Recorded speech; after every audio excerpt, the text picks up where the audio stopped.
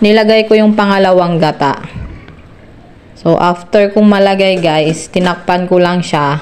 Tapos, isasalang natin siya para kumulo. Ayan.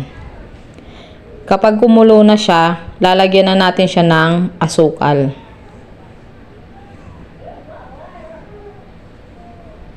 Yan, hinalo ko lang siya para mix yung asukal.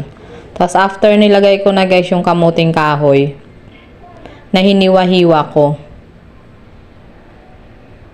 Tapos, sinunod kong ilagay yung kamuting baging.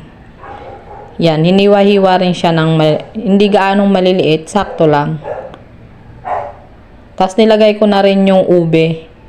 Yan yung ginagawang ube halaya guys. Ayan, hindi lang siya dark na ube yung kulay niya. Tapos, nilagay ko na rin yung saging saba. Yung saging saba guys is hindi siya gaanong masyadong hinog. Yung sakto lang. Tapos, tinakpan ko siya.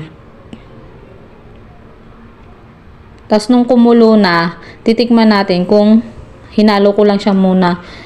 Tapos, titikman natin kung tama na ba yung timpla ng asukal. Tapos, tinakpan ko ulit guys. Nung kumulo siya, at saka naluto na guys, nilagay ko na yung pangalawang gata. Dapat lalagay natin yung pangalawang gata kapag luto na.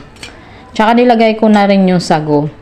Yan sago, pinakulo ko muna, tsaka niluto ko muna siya.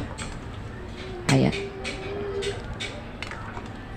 Yan, haluin lang natin siya. Tapos kapag nahalo na natin, tatakpan lang natin siya guys, para kumulo. Yan, kapag kumulo na siya, yan, ready to serve na siya guys. Yung sa asukal guys, depende kung gaano katamis yung gusto nyo. Ako kasi ayoko nang masyadong matamis. So, ayan na guys, kainan na. Thank you for watching guys. God bless everyone. Ang tawag niyan sa amin guys, ginataan. Yung iba naman, bilo-bilo.